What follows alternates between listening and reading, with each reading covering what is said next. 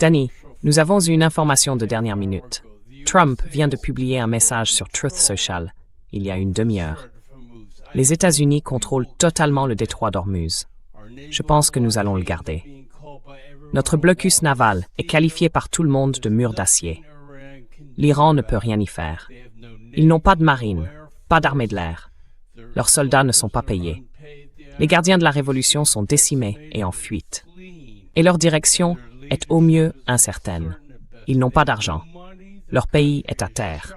Tout ce qu'ils ont, ce sont des fake news et une inflation de 300% qui empire. L'Iran ne fait que parler, sans agir. La brute du Moyen-Orient, ce n'est plus le cas. Louange à Allah.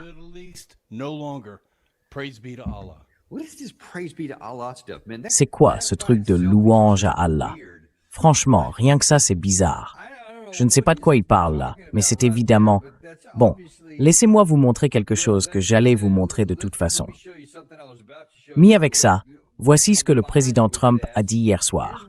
Et dites-moi, ce type a-t-il toutes ses facultés?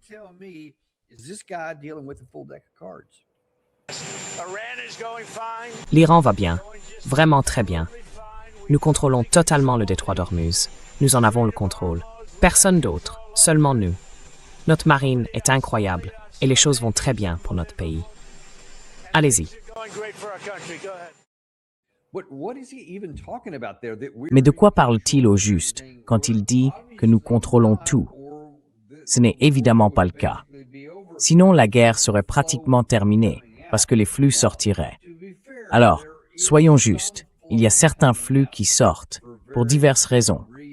On va en parler dans une minute.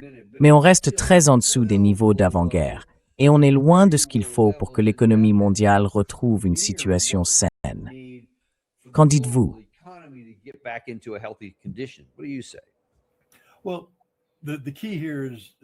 Eh bien, le point essentiel, colonel, vous le savez à West Point, l'une des pires fautes qu'on puisse commettre, c'est de jouer sur les mots. Pas de mentir. Je veux dire, mentir, c'est un mensonge pur et simple. Mais jouer sur les mots, ce n'est pas vraiment mentir, sans pour autant dire la vérité. C'est dire quelque chose qui ressemble à la vérité, mais qui, vous savez, n'est pas toute la vérité. C'est jouer sur les mots. Et le président joue sur les mots ici parce qu'il dit que nous contrôlons le détroit d'Ormuz. Mais ce n'est pas le cas. Nous n'avons aucun pouvoir de décision sur ce qui entre ou sort du détroit d'Ormuz. Les Iraniens ont 100% du pouvoir de décision là-dessus.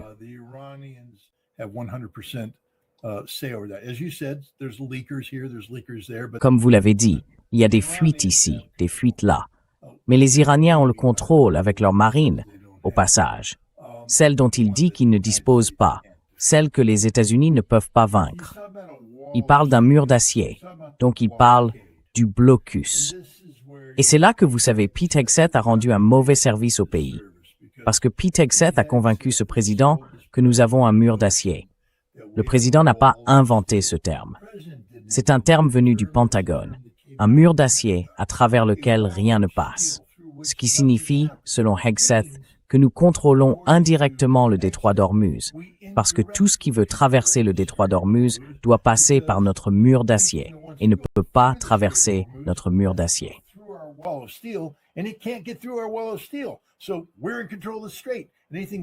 Donc, nous contrôlons le détroit, et tout ce qui sort du détroit doit passer devant notre mur d'acier et ne peut pas le franchir. Donc, nous contrôlons le détroit d'Ormuz. Les gens doivent comprendre ce qu'est un mur d'acier. Enfin, je ne sais pas combien de navires nous avons. 16? Ce n'est pas un mur d'acier, mesdames et messieurs. Placez un navire sur une carte. Regardez la zone du golfe d'Arabie ou du golfe de la mer d'Arabie, là où il se trouve. Et vous verrez que nous n'avons pas assez de navires pour avoir un mur d'acier. Nous avons quelques petits avant-postes de métal rouillé, mais pas un mur d'acier. Et ce n'est pas tout. Plus nous nous rapprochons des côtes iraniennes, plus il n'y a aucun navire américain, parce que leurs missiles couleraient nos navires. Il y a un énorme vide.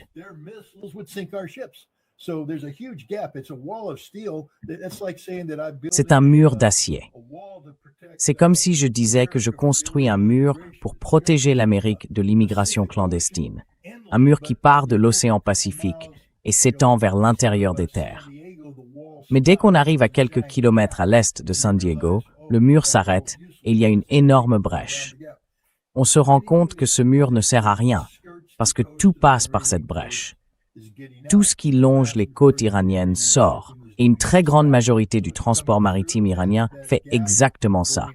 Donc ça passe par cette brèche, ça entre et ça sort, et ça sort. Trump invente des choses, il invente des choses. Nous ne contrôlons rien. Nous ne contrôlons absolument rien. Il ment au peuple américain. Il ment, tout simplement. Et ce qui vient encore s'ajouter à ce mensonge, c'est qu'il y a des choses vraiment étranges. Donc je vais y venir, parce que c'est directement lié à ce sujet. Victoria Coates est passée sur Fox News en essayant de justifier pourquoi nous devons avoir une augmentation massive du budget de la défense en une seule année. Et elle va avancer quelques chiffres assez stupéfiants parce qu'il parle de l'exercice budgétaire 2027. Et, juste pour vous donner le contexte, l'an dernier, nous avons fabriqué environ 600 missiles intercepteurs. Des missiles intercepteurs PAC-3. C'est une hausse par rapport aux quelques 500 que nous fabriquions il y a 4 ans et demi, quand la guerre russe a commencé. Nous avons essayé d'augmenter cette production. Donc nous sommes passés d'environ 500 à environ 600. Maintenant, regardez ce qu'ils visent pour le prochain exercice budgétaire.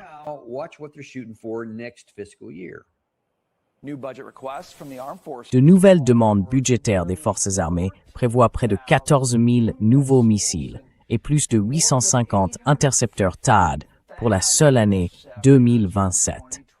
Une hausse majeure, alors que les États-Unis cherchent à reconstituer des stocks épuisés et à renforcer leur préparation militaire.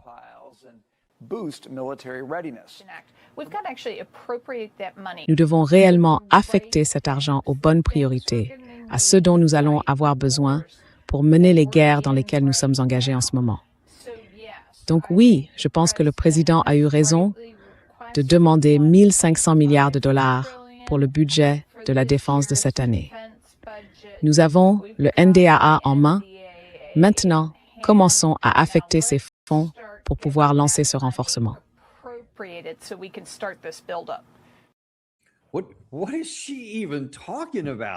Mais de quoi parle-t-elle, au juste? 14 000 missiles PAC-3, alors qu'on ne peut en fabriquer qu'environ 600. Bon, elle a dit pour la seule année budgétaire 2027. Peut-être qu'elle s'est vraiment trompée. Peut-être que c'est ce qu'ils vont allouer, mais sur plusieurs années. Enfin, sur énormément d'années. Mais a-t-elle raison de dire que c'est là-dessus qu'on doit se concentrer? Produire davantage des mêmes missiles intercepteurs PAC-3 qui n'ont pas protégé nos bases au Moyen-Orient.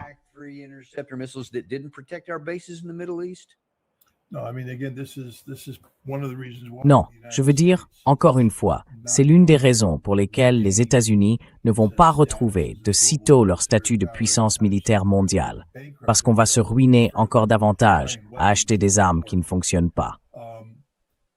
Vous savez, je pense qu'elle parle du financement des patriotes. Il n'y a tout simplement aucune chance au monde de passer de 600 à 14 000. Écoutez, tout le monde le sait. Rien que pour le moulage des moteurs. Les gens comprennent-ils qu'il faut 2 à 3 ans pour cuire un moteur de Patriot? Donc, même si nous pouvions mouler tous ces moteurs aujourd'hui, ce qui n'est pas le cas, nous n'avons pas les installations de moulage, ces patriotes ne seraient pas prêts à l'emploi avant 2 ou 3 ans. Des éléments critiques, comme les modules autodirecteurs et ce genre de choses, reposent sur des technologies essentielles liées à des sous-traitants.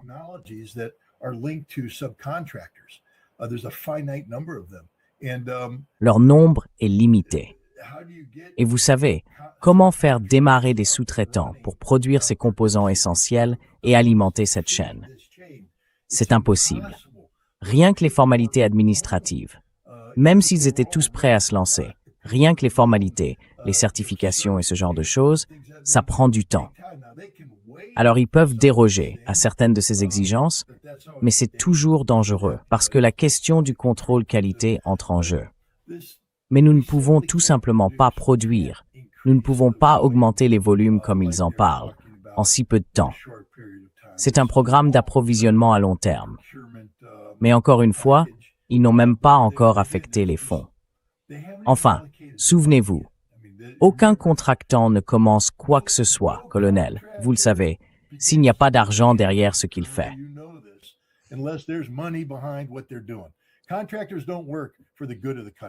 Les sous-traitants ne travaillent pas pour le bien du pays. Ils travaillent pour le bien des actionnaires. Et les actionnaires, comme le conseil d'administration, ne vont pas les laisser dire « Allez-y, investissez dans cette extension d'usine à plusieurs milliards de dollars, alors que vous n'avez pas de contrat de long terme signé, alors même que vous n'avez pas identifié d'où viendra votre chaîne d'approvisionnement. Non, allez-y, ruinez-nous tous, parce que c'est pour ça qu'on vit, nous, les actionnaires. On vit pour être ruinés financièrement par votre mauvaise gestion. Non, ce n'est tout simplement pas comme ça que ça marche. Mais le point que vous avez soulevé, c'est que ces missiles ne fonctionnent pas. Le PAC-3 est correct, mais il ne peut pas abattre un Iskander de haut niveau. Il n'a pas le taux d'interception nécessaire. Il ne peut pas manœuvrer.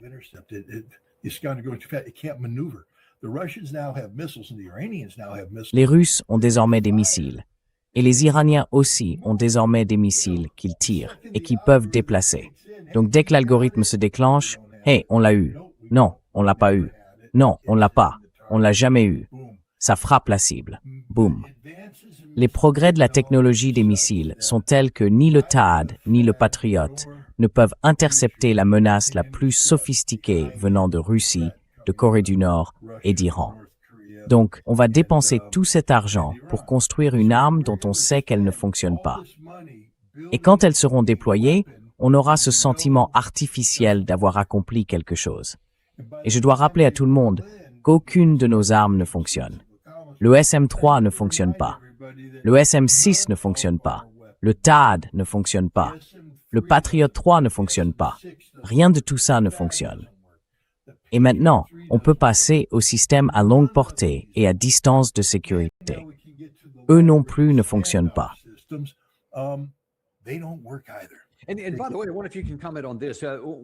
Et au passage, je me demande si vous pouvez commenter ceci. L'une des choses dont le président Trump et le secrétaire Hegseth parlent récemment, c'est qu'ils disent « Écoutez, je sais qu'il y a beaucoup d'affirmations selon lesquelles les JASM et les missiles de croisière Tomahawk ou les stocks disponibles commencent à manquer. C'est vrai, nous y travaillons. Mais enfin, nous avons tellement d'autres armes. Il n'y a pas de problème. Nous avons par exemple des dizaines de milliers de JDAM et de bombes de petit diamètre, et ainsi de suite. Ces armes peuvent être utilisées. Mais je me souviens qu'il n'y a pas si longtemps, peut-être il y a 1 ou 2 ans, beaucoup de reportages disaient que si l'on ne voyait plus de JDAM utilisés en Ukraine, c'était parce que les Russes avaient assez vite trouvé comment détourner les systèmes de guidage des JDAM de sorte qu'ils n'atteignaient jamais leur cible. Et on me dit en tout cas que les Russes ont partagé ce renseignement et cette capacité de guerre électronique avec les Iraniens. Donc si vous vous tournez maintenant vers un grand nombre de JDAM, ils risquent de ne pas atteindre leur cible. Que savez-vous à ce sujet?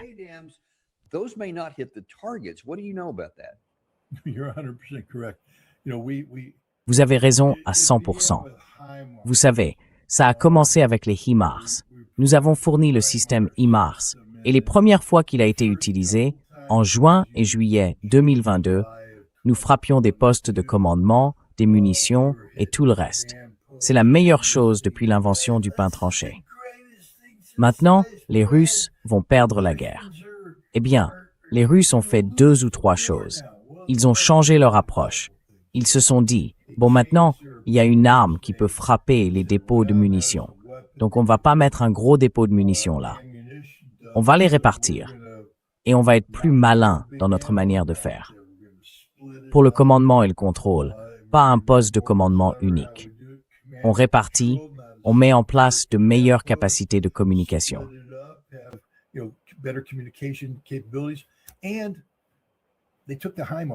Et ils ont pris les HIMARS, ils en ont rétroconçu les composants, Et ils se sont dit, oui, on maîtrise. Et maintenant, ils se mettent à tirer des HIMARS et ça rate sa cible. C'est relié au GPS avec un système inertiel. Donc le GPS doit dire, vous êtes ici et la cible est là. Ensuite, quand vous tirez, le système inertiel vous guide vers la cible. Mais il reçoit constamment des mises à jour GPS. Boom up, vérifiez que vous êtes bien là. Boom up, boom boom. Et les Russes ont essentiellement brouillé le GPS. Et les HIMARS ont commencé à rater leur cible. Puis tout a raté. Nous avons fait venir des JDAM, nous les avons larguées. Elles n'ont jamais été efficaces. Elles n'ont jamais fait ce que nous voulions qu'elles fassent, parce qu'elles rataient. Les Russes ne rataient pas simplement, ils rataient de très loin.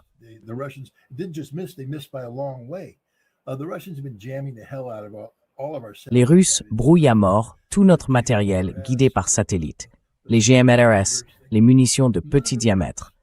Rien ne marche, rien du tout. C'est pour ça que Starlink est devenu si important. Quand j'étais en Russie, en juin, j'ai rencontré 3 personnes différentes chargées de neutraliser Starlink. Et elles m'ont toutes dit, on a trouvé. J'ai répondu, vraiment? Vous avez résolu le problème? Elles ont dit, oui, on a 3 méthodes possibles. On a une première solution, une deuxième, et la troisième s'appelle le broyeur. En gros, ils montent là-haut, et vous savez comme Starlink, c'est toute une série de satellites, ils montent et ils réduisent le tout en miettes, et tout disparaît. Mais alors, c'est la fin de l'espace.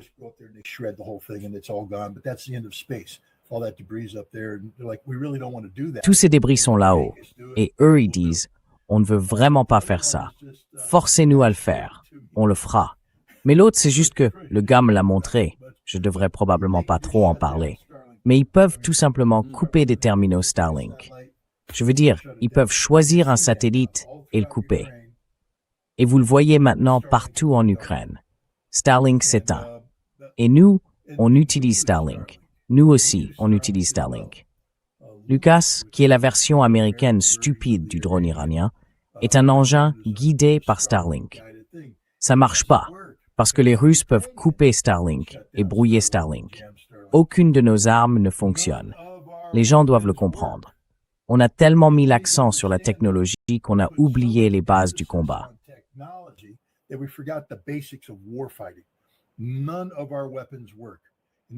Aucune de nos armes ne fonctionne. Maintenant, il faut s'attaquer au vrai boulot.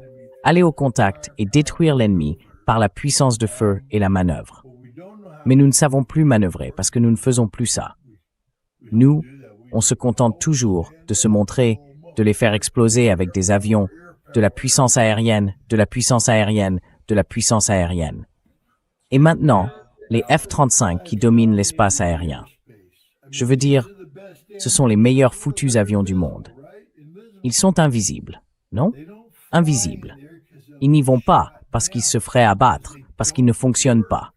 Mesdames et messieurs, rien de ce que nous avons acheté ne fonctionne comme c'était censé fonctionner. Rien de ce que nous avons acheté ne fonctionne. Et quand l'Iran nous a mis une raclée dans un combat frontal, cela devrait être le plus grand signal d'alarme au monde. Ce devrait être le cas. Mais vous voyez, les Victoria Coates qui sont là dehors, elles disent simplement non, faisons davantage de ce que nous faisions déjà, exactement les mêmes choses.